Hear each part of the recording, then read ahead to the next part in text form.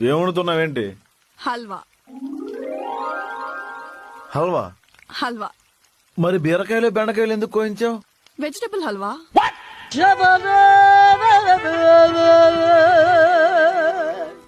మరి లాస్ట్ లో గరం మసాలా వేసావు?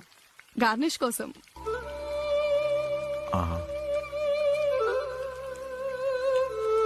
విరాజిత, ఇది వంటగది. నువ్వు కెమిస్ట్రీ ల్యాబ్ అనుకుంటున్నావేమో పొరపాటున. అంత వెటకారం అవసరం లేదు. ఇందాకలే చాక్లెట్ బజ్జీ చేసా. పక్కింటి ఆవిడ వచ్చి లొట్టలేసుకుంటూ తినింది తెలుసా? ఇందాక అపార్ట్మెంట్ లో అంబులెన్స్ వచ్చింది, పక్కింటి ఆవిడికి పురుటి నొప్పులు వచ్చాయని కాదా, బజ్జీ నొప్పులా? విరాజిత, నీ టాలెంట్ మన ఇంటి వరకే ఉంచు. పక్కింటి వాళ్ళకి ఎదురింటి వాళ్ళకి ఫుడ్ సప్లై చేయక ఆవిడికి బెడ్ ఆటం తిరిగిందంటే ఆ పాప మనకు చుట్టుకుంటది.